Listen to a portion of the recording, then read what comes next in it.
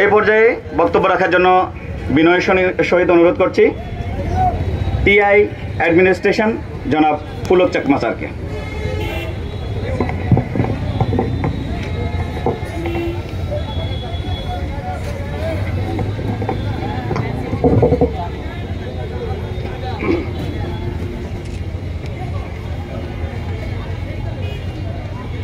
বাইশে অক্টোবর 2025 আজকের জাতীয়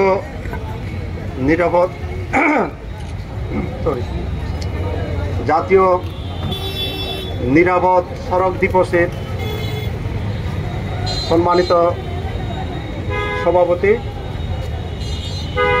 মঞ্চে উপবিষ্ট পিআরটিএ পরিচালক, রাজস্ব কর্মকর্তা, আমার সহকর্মী এবং আপনারা যারা উপস্থিত আছেন প্রত্যেককে আমার অন্তঃস্থল থেকে ধন্যবাদ জানাচ্ছি।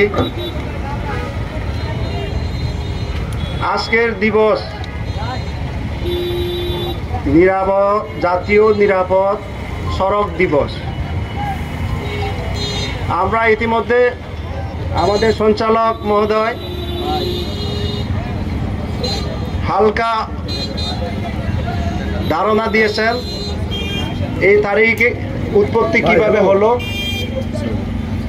আর নিরাপদ সড়ক চাই এই কথাটাও বা আসলো কেন।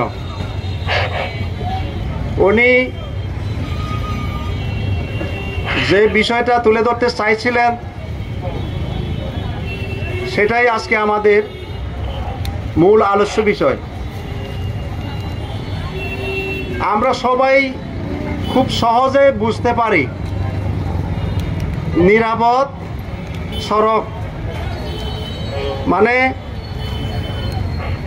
কোনো কিছু চিন্তা না করে বুঝতে পারি, বলার সাথে সাথে বুঝতে পারি নিরাপদ সড়ক কি জিনিস, সেটা কি ব্যাখ্যা করে বোঝাতে পারি আর না পারি নিজেই বুঝি নাকি। নিরাপদ সড়ক বলতে কি, কোনো কিছু নাই, ওখানে কোনো ঝামেলা নাই, কোনো অ্যাক্সিডেন্টের ভয় নাই, এরকম তো নিরাপদ সড়ক মানে কি, মানে কি রকম হতে পারে। প্রত্যেকে আমরা যারা নিজস্ব মেধা শক্তি চিন্তা শক্তি আছে সেটা দিয়ে যদি বিবেচনা করি, চিন্তা করি, কি দেখতে পাই, নিরাপদ সড়ক বলতে কি বোঝায়। আর এই নিরাপদ সড়কের দাবিটাই আসছে কেন, এই নিরাপদ সড়কটাকে নষ্ট করলো কেন, কারা নষ্ট করলো, কাদের কারণে আজকে নিরাপদ সড়ক নাই, একটু ভাবি দেখি তো। আমরা সবাই প্রত্যেকের জায়গা থেকে ভেবে দেখি।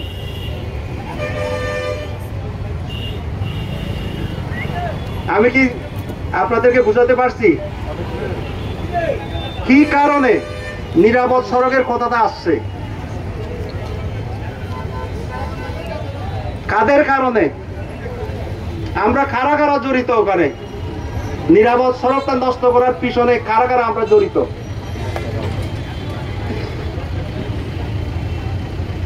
আজকের বিষয়টা যতটুকু সহজ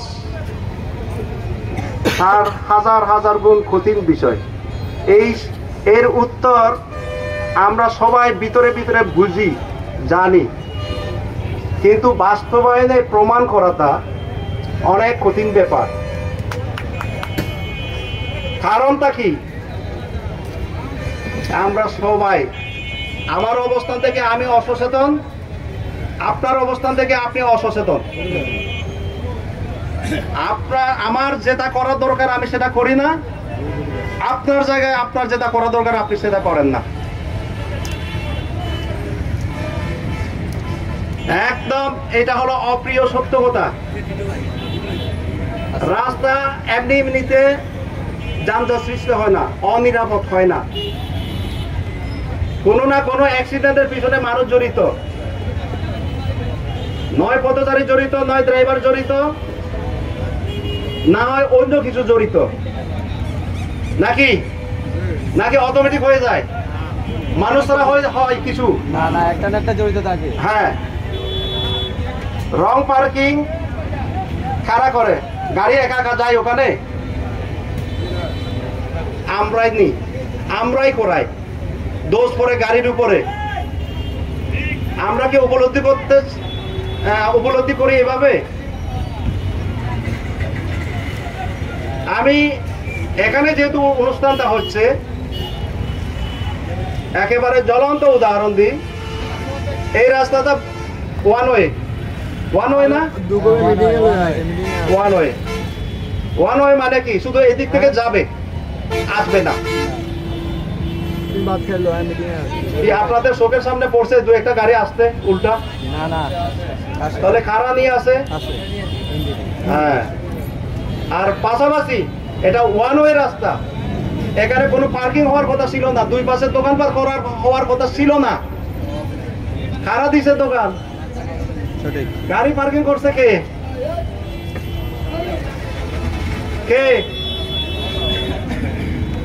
আমার গাড়িটা ওখানে রেখে আসছি, এখানে সুন্দর বক্তব্য, শান্ততামূলক বক্তব্য দিলাম, কোনো মানে আছে? আছে কিনা? নাই। এই কারণে আমার বক্তব্যটা হলো, আমি বলছিলাম বটলতে যত সহজ বাস্তবায়ন করা কঠিন হয়, কিন্তু আমি ব্যক্তিগতভাবে আশাবাদী। কারণটা হলো, ক্ষুধা লাগলে যেমন খাবার খুঁজি না, নিরাপদ সড়ক চাই, এটাও আমাদের একটা প্রয়োজনীয়তা। এটা ক্ষুধার মতো হয়ে গেছে, এটা আমাকে এরকম বাইর করতে হবে, প্রত্যেকের ক্ষুধার মতো। এটা সঠিক কিনা? এখানে শুধু আমরা যারা ড্রাইভার বা গাড়ির সাথে জড়িত আছি তারা না, সমস্ত এলাকার লোকজন এখানে জড়িত, এবং সবাই চাহিদা এটাই, নিরাপদ সড়ক হোক। এখন নিরাপদ সড়ক করতে গেলে প্রত্যেকের জায়গা থেকে কাজ করতে হবে, সঠিক কিনা? আমার গাড়িটা ওখান থেকে সরাই দিলাম, আপনার গাড়িতে রয়ে গেল, এটা কি নিরাপদ সড়ক হবে? আমার তো রাখলাম, আপনারা সরাই নিলেন, নিরাপদ সড়ক হবে? আর যখন ইচ্ছা মানে যখন ইচ্ছা যেখানে সেখানে গাড়ি পার্কিং করে রাখলাম, রাস্তা নিরাপদ হবে? এটা কাজ কার? এই চিন্তাটা করার কাজ, প্রাথমিক কাজ কার? আমি একটা গাড়ি নিয়ে আসছি, সুন্দর মতো বীরের মতো গাড়ি থেকে নাইমা গাড়িতে ফেলাই দিয়ে আস্তে করে চার দোকানে মুখ দোকানে ঢুকে গেলাম। আমার গাড়ির কারণে কার গাড়ি আটকে গেল, কার রাস্তা বন্ধ হয়ে গেল, এগুলো ভাববে কে? কার ভাবা উচিত সেটা? আমার গাড়ি, আমাকে ভাবতে হবে আগে। আমার গাড়িটা রাখছি, এমন ভাবে রাখতে হবে, প্রয়োজনীয়তার খাতিরে রাখছি, এমন ভাবে রাখবো কারোর গাড়ি আটকা যাবে না, কারোর রাস্তা বন্ধ হবে না। এটা বাবার দরকারটা আমার না? যে গাড়ি রাখবে তার না? তো এখন সেই লোক যদি না ভেবে, সে যদি বলে যে দেখেন দেখেন দেখেন রাস্তা বন্ধ হয়ে আছে, এটা কি উনি কি সঠিক বলছিলেন? এটা কি সঠিক কোনো ইয়ে হতে পারে, কথা হতে পারে? পারে না। তো আমাদের গতানুগতিক চিন্তা থেকে, গতানুগতিক কথাবার্তা থেকে বেরিয়ে এসে কাজে কর্মে আমাদের আগে প্রতিফলন ঘটাতে হবে। আমি যদি নিরাপদ সড়ক চাই, নিরাপদ সড়ক যেভাবে চলে ঠিক সেরকম করে সিস্টেম মেনে আমাকে চলতে হবে। আমি যদি ড্রাইভার হই, আমার গাড়ি সেভাবে চালাবো, সেভাবে রাখবো, সেভাবে পার্কিং করব। আমি যদি পথচারী হই, এমনভাবে আমি হাঁটবো কোনো কারো যেন কোনো সমস্যা হবে না। আমি যদি দোকানদার হই, আমার দোকানের সামনে আমি কাউকে বসতে দেব না। তো এখানে অপ্রিয় সত্য কথা কিছু বলতে হয়। রাস্তা যানজটের জন্য শুধু ড্রাইভার জড়িত সেটা না, শুধু গাড়ি মালিক জড়িত সেটা না, এখানকার স্থানীয় বাসিন্দারও জড়িত, এখানকার স্থানীয় দোকানদাররাও জড়িত। অপ্রিয় সত্য কথা। আপনাদের কি এরকম চোখে পড়ছে কিছু? হ্যাঁ হ্যাঁ, এগুলো তাদেরকেও বুঝাইতে হবে, তাদেরকেও বলতে হবে আপনার ভূমিকা আপনি পালাবেন, আমার ভূমিকা আমি পালাবো, অটোমেটিক রাস্তা সব ঠিক হয়ে যাবে। সঠিক কিনা? তো আমার একটা রিকোয়েস্ট আছে, সেটা হলো কি, বাংলাদেশের অ্যাক্সিডেন্ট সংক্রান্ত গবেষণা করার একটা প্রতিষ্ঠান আছে বুয়েটের, হ্যাঁ, তারা বলছে যত অ্যাক্সিডেন্ট হয় 87% হলো ড্রাইভার দায়ী। 100দের মধ্যে 100টা গাড়ি অ্যাক্সিডেন্ট হলে 87টা নাকি ড্রাইভারের কারণে হয়। এটা তারা গবেষণা করে পাইছে, সত্য মিথ্যা জানি না, তারা জার্নালে প্রকাশ করছে। তো এখন আমার কথা আছে, আমাদের ড্রাইভার ভাই ব্রাদার যারা আছে, তারা কি ভাবতেছে এটা নিয়ে, তাদের কি করণীয় কি, তারা কি আদৌ সেভাবে বুঝতে চায় কিনা? গাড়ি অ্যাক্সিডেন্ট নাকি আমার কারণে হয় কিনা, আমি ড্রাইভার হলে আমার কারণে হচ্ছে নাকি অন্য কোনো কারণে হচ্ছে, কে কিভাবে পাবে? মনে করেন এখান থেকে মাইজদিঘি গেলেন, রাস্তার মধ্যে থ্রাম করে একটা জায়গায় গ্যাপের মাঝখানে একটা গাড়ির সাথে লাগিয়ে গেল। এখন কারণটা কি? কারণটা আমাদের উদ্ঘাটন করে বের করতে হবে। ড্রাইভার যদি সচেতন হয়, সে অনেক বিপদ আজ কাটাইতে পারে। যারা আজকে এখানে আছেন, অনেকে 2-5 বছরের অভিজ্ঞতা আছে না? এরকম কি দু একটা ঘটনা ঘটছে যে কোনো ক্রমে মানে ফাঁস কাটিয়ে যেতে পারছে আর ভুলের কারণে? এরকম ঘটনা করে না? হট করে মানে ধাক্কা দিতে চায়, কোনো কোনো ফাঁস কাটিয়ে যান। এই যে দেখেন, আপনি সতর্ক ছিলেন বিধায় কিন্তু আপনি বাঁচে গেলেন। এটাতে প্রমাণ হয় যে আপনি সতর্ক থাকলে আপনি বাঁচবেন। আপনি বাঁচা মানে আরো জনকে বাঁচতে পারেন। আর যদি আপনি সতর্ক না হইতেন, ও যাই হোক সে ভুল করছে, সে তো ভুল করেছে বিধায় আপনাকে মেরে দিতে চাচ্ছে, মেরে দিলে দুইজনে আহত হইতেন। তাহলে দুইজনের মধ্যে একজন সতর্ক হওয়ার কারণে দুইজনই বেঁচে গেলেন। এরকম না ঘটনাটা? তাহলে আমার অনুরোধটা ওই জায়গায়, কে কিভাবে চালাচ্ছে সেটা হিসাব করার এত সময় নাই। আমি কিভাবে চালাচ্ছি সেটা আগে হিসাব রাখি। আমি সতর্ক চালাই আগে, অন্তত আমার বাঁচি, আমাদের বাঁচার দরকার নাই। আমি সতর্ক অবস্থা চালাই, আমার গাড়ি ঠিক থাকবে, আমি ঠিক থাকবো, অটোমেটিক আরেকজন বেঁচে যাচ্ছে, আরেকজনের গাড়ি লাগতেছে না। ঠিক এই দৃষ্টিভঙ্গি থেকে গাড়ি চালাইতে হবে। গাড়ি চালানোর কিছু নিয়ম কানুন আছে, অর্থাৎ গাড়ি ড্রাইভারি লাইসেন্স পাইতে গেলে কিছু নিয়ম কানুন শিখানো হয়। এই নিয়ম কানুনের মধ্যে লাইসেন্সের ট্রেনিং এর সময় যে সমস্ত নিয়ম কানুনগুলো শিখানো হয়, সেগুলো যদি মেনে চলে তাহলে 95% আপনি বিপদ থেকে মুক্ত থাকতে পারবেন।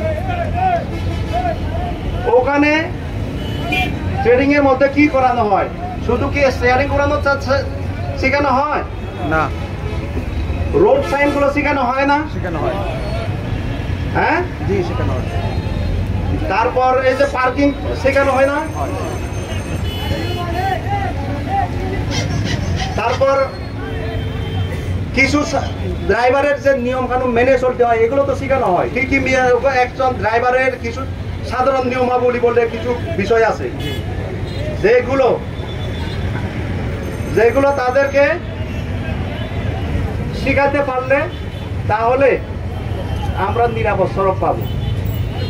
আমি জানি না এখানে কতজনের আদৌ ট্রেনিং করছে এবং লাইসেন্স পাইছে।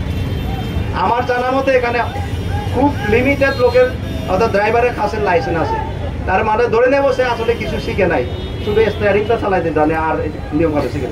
যার কারণে আমাদের রাস্তা আজকে জোর দাবি এসে গেছে নিরাপদ সড়ক চাই। তো আমাদের ড্রাইভার ভাই যারা আছেন, আপনারা বিষয়টা উপলব্ধি করার চেষ্টা করেন। কার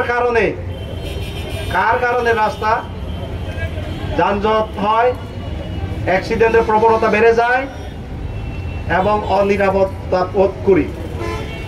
সুতরাং আমার রিকোয়েস্টটা মনে রাখবেন, এইটুকু আশা রেখে, এবং সবাইকে আবার ধৈর্য ধরে আমার কথা শোনার জন্য ধন্যবাদ জানাই। আমার বক্তব্য এখানে শেষ করছি। ধন্যবাদ।